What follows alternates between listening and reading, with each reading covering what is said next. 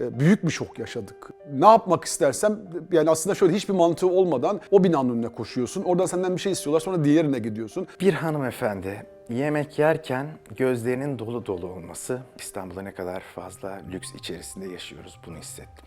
Yani konfor alanları insanları mükemmel tembelleştiren şeylermiş. Ben şöyle kolumla sırtına aldım hacı amcanın ve enkazdan çektik. Sanki daha yeni hayatını kaybetmiş gibi hissettim orada. Ama onun böyle bir kokusu vardı. Büyük ihtimalle ya namazdan önce sürmüş ya da yani öyle mesela günlerce onun kokusu geldi hep yani burnumuza.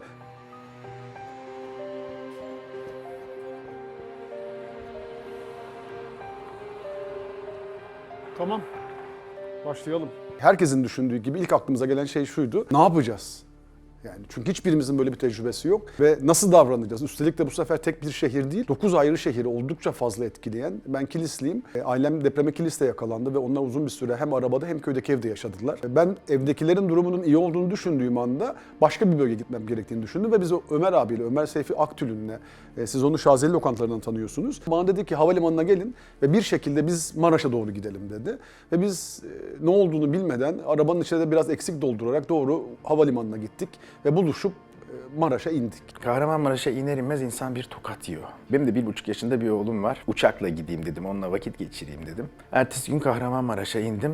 Açıkçası oğlumla vakit geçirmek istediğim için suçluluk hissettim. Kendi düşüncelerimden ötürü pişman oldum. Hayatımda hiç öyle bir havalimanı görmedim. Zaten bizi indiren uçak piste aşağı bütün eşyalarımızı koyup tekrar bastı gitti. Havalimanının park alanları, havalimanının etrafında gördüğünüz her yer uçak, helikopter, yardım ambulansları, inanılmaz bir kaosu vardı ve biz o gece doğru Maraş'taki Trabzon Caddesi'ne gittik. Tabii yapamıyorsunuz, şunu anladım ben yani. İnsan çok yüksek bir acıya maruz kaldığı zaman daha az acılarda ağlanabiliyormuş. Daha az acıda üzülebiliyor. Bütün her tarafın yıkıntı olduğunu görünce büyük bir şok yaşadık. Yani aslında şöyle hiçbir mantığı olmadan o binanın önüne koşuyorsun. Oradan senden bir şey istiyorlar, sonra diğerine gidiyorsun. Bize ambulans lazım diyor ama zaten bütün şehrin yıkıldığını düşünürseniz ambulansın nereye ne kadar gideceğini bilmiyorsunuz. Biz Doblo bir araçtaydık ve bana deseniz ki yani mesela elin kanasa belki kandan başım dönüyor. Hastaneye girip acil bir şey göremem. Beni fazlasıyla sarsan şeyler. O gece cenazeleri taşıdık Doblo ile beraber hastanelere, insanları battaniyelere sardık. Yani o çok gerçeküstü bir andı benim için. O gecenin devamında bizi saat 1 gibi Osman aradı Elbistan'dan ve dedi ki abi burası çok kötü ve burada kimse yok. Ve biz o gece arabayla sabah 3 gibi Elbistan'a doğru yola çıktık Maraş'tan. Maraş'ta -1, -2 derecede hava sıcaklığı. Göksu'nda -30'u gösterdi o gece araba. Bütün yolda arabalar karın içinde kalmış, üstlerine kar yağmış ve duruyor yani. Ve biz o gece sabah saat 6.30-7 gibi yaklaşık 100 kilometre, 120 kilometre bir yolu 5-6 saatte alarak Elbistan'a vardık.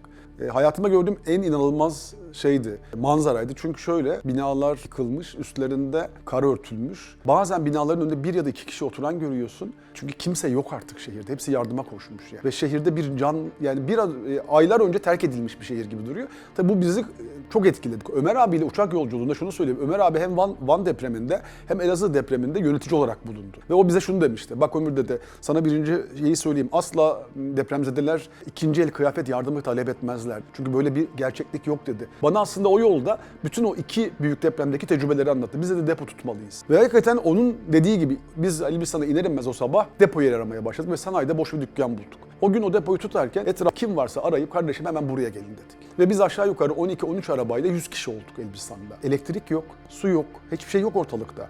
Üstelik kar Elbistan'ı vurmuş. Ömer abi dedi ki bütün köydeki muhtarların telefonunu bulalım, bir WhatsApp grubu kuralım. WhatsApp grupları kuruldu. Bütün köydeki muhtarlara ve köydeki bütün bu yardım iletişimde olan herkese atıyorum 15.000 amperlik getirdik. 1000 tane vardı yanımızda.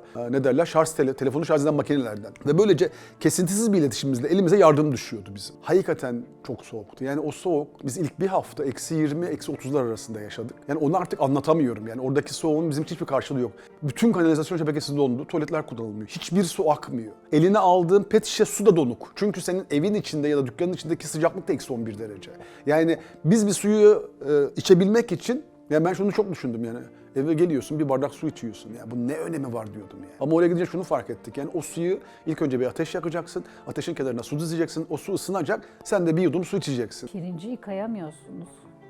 temelde bir pilav yapmak için bile yıkayacak hani su yok, zaten sular donmuş. Ya da bir çorba, işte çorba için hep anlatırlar yani kırmızı mercimek hani yıkarız suyunu akıtırız ya, nerede yıkayacaksınız, nerede su yakacak, nerede pişireceksiniz? Yani yokluktan üretmeyi de elindeki ne varsa onunla hareket etmeyi de o şartlarda aktif oluyor ve yapmaya başlıyorsunuz. Reflekslerle hiç yapmadığınız şeyleri yapabiliyorsunuz, çözümler üretebiliyorsunuz. Yani bizim için aslında her şey, bunu şartlar çok zordu diye söylemiyorum. Orada bizim şartlarımız en kolayıydı. Yıkılmamış bir ev bulduk ve onun içinde atıyorum bir oda 24-25 metrekare, 15 kişi uyuyorduk. Bir şekilde yatıyorduk hani. Orada insanlar herkes kendi canından vazgeçmiş gibi çalışıyordu. İlk 4-5 gün sadece art faaliyetlerde çalıştık. Hastaneye git, malzeme taşı, insanlara sıcak su servisi yap. Biz 3. günü ilk çorbayı otogarın önünde bordo mavi balık Erşan'la birlikte kaynattık. Hakikaten o çorbayı kaynatırken çok ağladık biz. Yani çünkü 3 gündür şehirde sıcak su yok, bir çorba yok, hiçbir şey bulamadık yani. O çorbayı kaynattık, o da böyle Trabzon'dan o kadar fazla arkadaşıyla gelmiş ki böyle sıcak çorba var diye her yerde bağırıyorlar. Böyle Elbistan'da o kadar boşluğun içinde çorba var diye bir ses geliyor. Orada kazan, abartmayayım ama bence 1 ton su alıyordu yani. Ve biz orada ilk gün otogarda artık kaç kişi geldiyse 5.000, 10.000, 15.000 bütün günü çorba dağıtarak geçirdik. Ve biz bu arada da bütün gün depoya malzeme indirip bir yandan da gece saat 11 gibi de artık deponun işleri bitince gelen yardım çağrılarında gidilemeyen tipi de köyler varsa yanımızdaki 4x4 araçlarla köylere gidiyorduk. Sabah 4'e 5'e kadar köyde dağıtıyorduk. 5 gibi eve geliyorduk. 1 saat, 1,5 saat uyuduk ya da uyumadık. Zaten ilk 4 gün 5 gün yanımdaki insanların uyuduğunu görmedim. Yemek yediğini görmedim. Kendim için de söyleyeyim yani. Zaten ona vaktimiz yoktu yani. Üzülemedik mesela. Hiçbir şeye üzülmedik yani. Sadece yapmamız gereken bir iş var. Bunu yaparsak biraz daha insan hayatta kalabilir. Yani bir şekilde bunu aşmak zorundaydık yani. Bir yandan da ben şöyle düşünmeye başlamıştım. Peki şimdi ne yapacağız yani? Şimdi biz burada bir hafta dağıttık, 10 gün dağıttık ama burası bitmez ki bence. Bir sene bitmeyecek diyordum ve o arada da bir çadır kente malzeme taşırken bir baktım brandalı bir dükkan gördüm. Tamam be, brandalı ve aşağı yukarı içeride 300 kişi aynı anda yemek yiyebilir. Dedim ki ya burayı lokanta yapalım. Sonra gittim sahibini buldum. Dedim ya böyle sen burayı kiralamak ister misin bize? Nasılsa burası boşta duruyor. Derken bir pazarlık edip dükkanı kiraladık ve o dükkana ne yapacağız derken o gece uyurken dedim ki yeniden hayat lokantası olsun. Ve bir anda oraya biz tabela siparişi bile verdik. Depremin 5. günü akşam o dükkanda ilk çorbayı kaynattık ve temizliğini bitirdik. 6. gün sabah depremin yani 12 Şubat günü de oraya tabelasını asıp insanları yemeğe çağırdık. Ömür abi dedi ki bir çorba kaynatalım, bir şey yapalım, işte bir yer bulalım, nasıl yapalım derken hikayenin sonunda hayatımın en güzel anılarını biriktirdiğim, memleketime, toprağıma doğduğum, yaşadığım, ailemin yaşadığı şehre karşı yapılabilecek en güzel işi, en güzel eserin oluştuğu Yeniden Hayat Lokantası kuruldu. İlk günlerde 5-6 bin derken hafta sonuna kadar yani o bir haftaya kadar artık 10-12 bin arasına çıkmaya başlamıştı. Lokantayı açtık.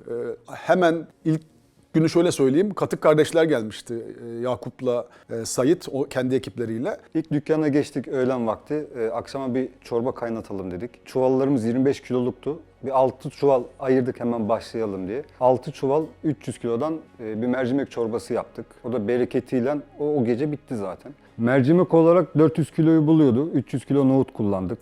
Hemen hemen 300 kiloya yakın et kullandık. Bulgur pilavı da 300 kiloya yakın. Günlük bunların hepsi rakamlar. Tüpü yakacağız. Ben bilmiyordum tüp donuyormuş.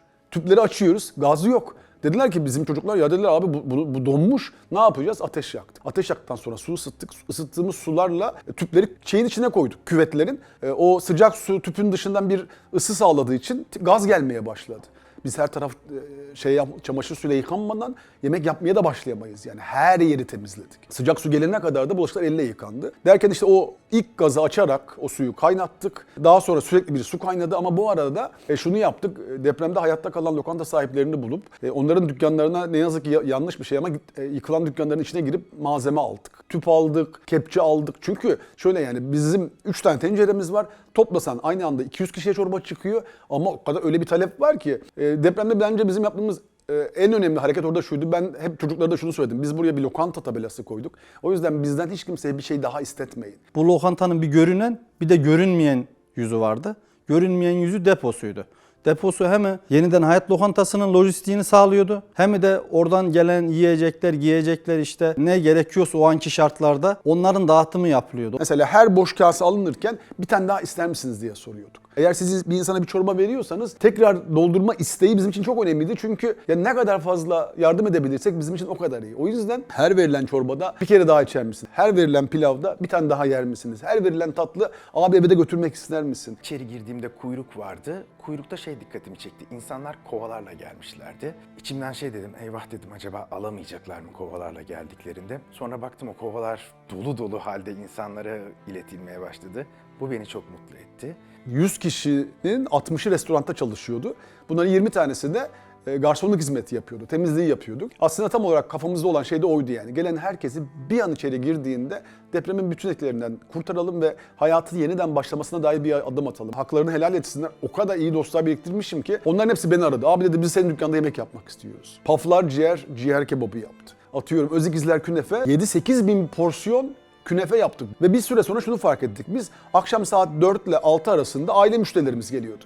Ne kadar köylerde oturan insanlar varsa bir hafta geçmiş depremin üzerinden ve hayat biraz normalleşti görünüyor onlara. Çünkü bir hafta bu çaresizliğin içinde kaldığın zaman o çaresizliği kabul ediyorsun. Ne yapıyordu? Çoluğu çocuğu alıp havası değişsin diye bizim lokantaya yemeğe geliyorlardı. Küçük çocuklar, oyuncaklar, kitaplar, kahveler vesaire derken bizim kendi planladığımızın çok dışında çok iyi niyetli bir yardım mekanizması ortaya çıktı. O yüzden kendi dükkanlarımızda hangi yemekleri yapıyorsak, hangi malzemeleri kullanıyorsak o malzemelerle. Ben Anadolu'da hangi lokantada yemek yiyorsam onların tamamı. Dostlarım bize telefon açtılar depremin 5. ya da 6. günü. Dediler ki size 2 tır göndereceğiz, muz. Acaba utandık ya, bu muzu dağıtabilir miyiz? Bütün Elbistan'a bayram geldi sanırsınız o muzla ya. Yani bütün çocuklar çıldırdılar yani. O zaman fark ettim ki yani konfor alanları insanları mükemmel tembelleştiren şeylermiş. Bunların hepsi bahane yani. İşte su böyle olmazsa içmem, yemek böyle olmazsa her şeyi yapıyor musun? Yani Allah insana inanılmaz bir skala vermiş yani. Sen her koşulda yaşayabiliyorsun. Önemli olan nasıl bunu kavraman yani. Depremde bir kanepenin kenarında 16 gün yattığımda aklıma geldi. Ulan dedim sen geceleri ilaç içmeden uyuyamıyordun. İşte atıyorum kuş tüyü yastığın yoksa yatamıyordun. Yorganın böyle değilse yatamıyordun. 16 gün geçmiş bir kanepenin yarısında yatıyorum. Ve şöyle söyleyeyim size gerçekten 1 metrekarede 3 tane kafa duruyordu. Çünkü yani dediğim gibi 20 metrekarede 15-16 kişi yatıyoruz. Yani birbirine basmadan ilerlemen, kolunun birisinin suratına çarpmaması mümkün değil. Bu süreç bize maneviyatı öğretti. Ufacık bir evde 20 metrekarelik bir salonda 12-15 kişi yatmayı öğretti bize. Bunlarla da hayatın devam edebileceğini öğretti. Yani en ufak şeyde mutlu olmayı öğretti. Rahatlığın ne kadar geçici olduğunu öğretti bize. Bizim için acayip tecrübeliydi. Derken bütün bu sistem bize böyle devam ederken işte Ömer abinin kızı Zeynep'i hastanelerde görevli yaptık. Dedik ki Zeynep sen hastanede dur, kim ne istiyorsa yapalım. Yani çocuklar bir şey istiyordu, işte küçük bir örnek, işte Adana dürüm dedi, işte tablet dedi veya herhangi bir oyuncak. Ne istiyorlarsa daha çok onları getirmeye çalıştık, tedarik etmeye çalıştık. Çoğunlukla o taraflardaydım ben. Bizim temel şeyimiz şuydu, amacımız. Bizden birisi bir şey istiyorsa yapalım. Oradaki insanların elini tutmak, oradaki insanlara sarılmak, beraber ağlamak. Cenazelere katıldık. Aynı hafta gene Ömer abi dedi ki bütün cenaze evlerine gidilecek, taziyeleri gezilecek dedi. Bir ekip taziyeye gitti. Çünkü onlar için hayat öyle devam ediyor. Birilerini kaybetmişsin, cenazeni defnetmişsin, evde oturup taziyeye gelsinler diye de bekliyorsun. Tabii ki gidiyoruz o zaman da. Çünkü bu çok tek boyutluydu yani öbür türlü yardım. Sen para gönderdik, bitti gitti, öyle bir şey yok. Ben orada olmayı, Ömer abi orada olmayı, arkadaşlarımdan Katık Lokantası, Seraf Lokantası, Viyana Kahvesi, onların hepsi orada olması gerekiyordu. Eğer sen orada olursan, oraya senin arkadaşların da geliyor. Onlar oraya geldiği zaman, yani bir yarayı daha çabuk sarmak istiyorsan, insanın böyle bir elini tutacaksın yani. Onu anladık yani. Benim mesela yardım felsefesi kafamda çok değişti Elbistan'dan sonra. İyi ki oraya gitmişim ben. İyi ki orada 3 ay kadar kaldık. İyi ki kalmışım diyorum. Çünkü bunların hepsi bize öğretti. Yani depremi bir tarafa koyduğumuz zaman, depremde biz insanlara yardım etmedik. Yardım aldık.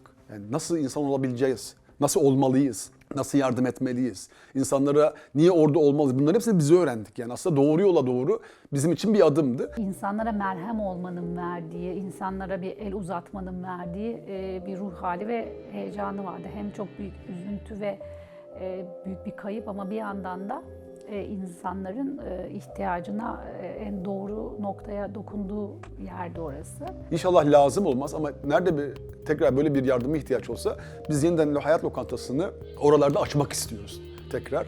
Ama dediğim gibi keşke açmasak. Çünkü hepimize iyi geldi. Benim işte atıyorum bu kadar iş yaptım, eski restoranım günler saati doluydu. Yani ben ilk kez kendi hayatıma da yaptığım bir işin bu kadar anlamlı olduğunu ilk kez fark ettim yani. İyi ki bu işi yapmışım dedim. İyi ki yemek yapmayı biliyorum. İyi ki bu kadar güzel insanlarla dost olmuşum dedim yani. İyi ki tecrübe yani o Ömer abinin bizle beraber o uçakta olması, belki o bize bu açıklamaları yapmasaydı kesinlikle bu kadar fazla insana ulaşamayacaktık. Sonra Elbistanların bize geri dönüşü mesela. Geliyorlardı dükkana, ya siz bize dün yemek yaptınız, artık 10. gün olmuş, biz size börek açtık. 2,5 ay Ramazan'ı geçirdik, müthiş bir Ramazan'dı. Hayatımın en güzel Ramazan'ıydı Elbistan'da geçen Ramazan. İstanbul'da lokantalarımızda da Ramazan'ı yaşıyoruz ama bu kadar bereketlisi, bu kadar huzurlusu, bu kadar maneviyatlı bir Ramazan hiç geçirdiğimizi hatırlamıyoruz. Sadece Ramazan'da adisyon açmadık diyebilirim. Bütün zemzemi, hurması, tatlısı, çayı, kahvesi, yemeği İstanbul'da yaptığımız lokantalardaki gibi aynı hizmeti orada da gerçekleştirdik. Ramazan'ın sonunda da bayrama güzel bir sürpriz olsun diye İsmail Fidan'ı aradık. Rafadan Tayfa'nın yapımcısını. Abi dedik, sen Rafadan Tayfa'yı buraya getirebilir misin dedik. Ne demek kardeşim dedi ve spor salonunda bayramın 1. günü bayramlaşma koyduk. Hakikaten 5-6 bin kişilik spor salonu ağzına kadar doluydu. Yani bizim için bile unutulmaz bir finaldi ve o finalle bitirdik Yeniden Hayat Lokantası'nı. Dediğim gibi benim hayatımda çok önemli bir yere sahip. Genel olarak kendim yaptığımız için söylemiyorum ama dünya çapında bir işti. Yani bir yardım nasıl yapılması gerektiği konusunda bizi çok öğretti. Dediğim gibi biz orada çok hali vakti yerinde olan insana yardım ettik. O yüzden insanlar sizin ikinci el kıyafetlerinizi istemiyorlar. Çünkü orada bir şey var. Orada istediği şey şu. Orada sen ona yardım et, yanında ol. Halini hatırını sor. Yoksa senin çıkartıp giymediğin bir ikinci el sivita kimsenin ihtiyacı yok. Ama çünkü daha sonra gördük zaten bunlar böyle küçük giyilmeyen kıyafetleri sokak ortasında atılmış olarak çok gördük yani. Aslında biraz da ondan kaynaklanıyordu. Afetten etkilenmiş insanların daha çok yanlarına gidilmeye ihtiyacı var. Bir yaşlı amca lokantaya malzeme indireceğiz. Arabayı açtım. Dedi ki evladım dedi, arabanda şeker var mı? Burada dedi bir çadır kurduk kaç gündür dedi. İşte karda biraz toparlayınca çocuklarla bir sıcak çay içelim dedik. Neyse restorandan verdik şekeri. Biraz da malzeme bıraktım yanına. Adam oturdu. Yaklaşık bir yarım saat ağladı. Dedi ki ya bu kadar aciz düşeceğim hiç aklıma gelmezdi diye. Ben şöyle ufak notlar aldım. Çünkü konuyu yaşarken de unutuyorum. Mesela biz işte 7 Şubat'ta gittik. 8 Şubat'ta depoyu tutmuşuz. 10 Şubat'ta hastanelerde, köylerde görevlere başlamışız. 11 Şubat'ta Yeniden Hayat Lokantası'nın ilk çorbasını kaynatmışız. 15 Şubat'ta kahvecimiz Viyana kahvesi açılmış. İlk gün gider gitmez hazırlıklarımızı tamamladık, kurulumumuzu tamamladık ve akabinde de servise başladık. Günde ortalama 15.000 çay, 400 litre süt kaynatılıyordu. Bu da yaklaşık 4.000 adet sütlü kahveye tekabül ediyor. Yine 8.000 kadar da Americano tarzı kahveler veriyorduk, sütsüz kahve. Kahve aslında lüks bir ihtiyaç gibi gözüküyor ama bir şekilde darmadağın olmuş bir hayatta insanların deprem öncesi hayatlarında keyif alarak yaptıkları bir şey bir anda onları belki deprem öncesine götürüp kısa bir sürede olsa o dertten uzaklaşmalarına belki vesile olmuştur. 15 Şubat'a not almışım. Yatakhanemiz hazırdı bizim. Yani o yatakhanenin içinde şunu söyleyebilirim size. Yatakhanedeki yatakları bile geceli gündüzlü kullanıyorduk. Çünkü şöyle zaten barınacak yer bulamamışız. Gececilerin kullandığı yatakta bu genelde denizaltılarda böyledir. Bir yatağı 8 saatten 3 ekip kullanır. İşte birisi saat 12 ile 8 arası yatıyorsa öbürküsü 8 ile 4 arası yatar. Bizim yatakhaneler de öyleydi. O yüzden yatakhanenin olması bizim için müthiş bir eldi. Restoranın 6. 7. günü şöyle bir şey yaptık. Bütün köylere ve Elbistan'a haber saldık. Dedik ki sütünüz varsa dökmeyin, yoğurdunuz varsa getirin, yufka ekmekleriniz, erişteleriniz, tarhanalarınız hepsini biz alalım. Biz İstanbul'dan malzeme tedariğinden vazgeçip bir anda bölgedeki ekonomi canlansın diye kendi iç ekonomiyi canlandırmak için bütün açılan bakkalların malzemelerini alıyorduk. Biz de ücretsiz dağıtıyorduk. Bütün manavlar, bütün pazarlar, mesela köylüler bize oldukça fazla süt, yoğurt, erişte, tarhana. Zaten biz günde 10.000 kişiye yemek yaptığımız için bunları tüketiyorduk ama bir yandan da onun tekrar süt yapmasını, süt sağmasını, hayvanlarına bakmasını sağlamak için kendi düzenimizi çeviriyorduk. Sonra işte kolonyalı mendil yaptırdık, masalara zeytinyağları geldi. İşte ilk kandili kutladık. Kandil simitleri, helvalar kavruldu, oruçlar tutuldu. Daha sonra 18 Şubat'ta ilk sıcak su gelmiş. Bu arada mesela bazen kapıya birisi geliyordu. Niye geldin? Ya ben sizi takip ediyorum, yardım etmeye geldim diyordu ve bazen 10 gün inanılmaz yani bir insan böyle çalışmaz dediğimiz Dilara ile Mehmet enişte vardı. Sonra Pastel'in ekibi vardı Sakarya'dan. Ondan sonra ben biraz onları not aldım buraya. Bartın'dan mesela fırıncılar geldi. Dediler ki biz sizle çalışacağız. Tamam abi dedik. Sonra kuyumcular vardı Beylikdüzü'nde. Yani tuvaletleri sadece onlar temizlediler mesela. Şimdi biz ilk 7 gün Zeynep tek başına bir tır boşaltmıştı. Yani bir tırı bir kişinin boşaltması inanılmaz zor bence. Yani birden çok daha fazla tır boşalttım. Ama tek başıma belki 2, belki 3 tırı indirmişimdir yani. Üzülemiyorsun. Üzüldüğün yerde kalırsa yani mesela o kadar ağlamak istedik ki yani. Hiçbirimiz ağlamadık. Ben normalde şeyimdir yani böyle ağlayabilen birisiyimdir yani. Çok üzülürsem ağlarım ama hiç ağlayamadık. Çünkü o bir direnç kırıyor yani. İlk gittiğimiz gün çok zorlandık. Gündüz vardık biz Elbistan'a. Dışarı bir çıktık. O sıra bir enkaz kaldırılıyordu. Şimdi benim de bir kızım var, kardeşimin de kızı var. Orada bir tane kız çocuğu çıkarttılar.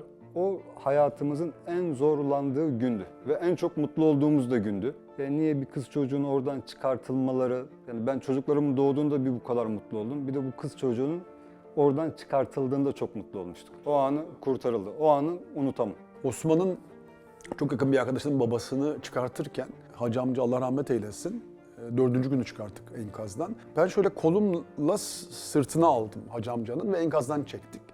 Böyle o da 4. gün olmasına rağmen bence daha sıcaktı şey. Yani sanki daha yeni hayatını kaybetmiş gibi hissettim orada.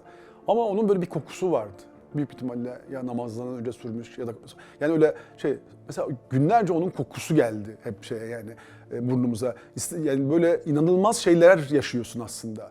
Tabii bunların üzerine düşünemiyorsun. Düşündüğün anda kalıyorsun. Bir hanımefendi yemek yerken gözlerinin dolu dolu olması aslında o da şeyi hissettirdi. Aslında ne kadar değerli hayatlarımız var, İstanbul'da ne kadar fazla lüks içerisinde yaşıyoruz, bunu hissettim.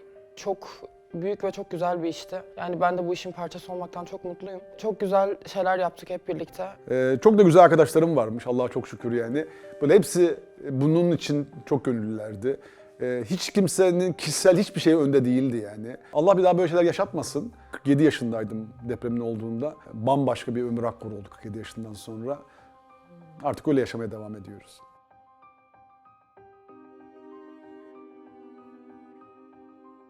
Hayatımda gördüğüm en inanılmaz şeydi, manzaraydı. Çünkü şöyle, binalar yıkılmış, üstlerinde kar örtülmüş. Bazen binaların önünde bir ya da iki kişi oturan görüyorsun.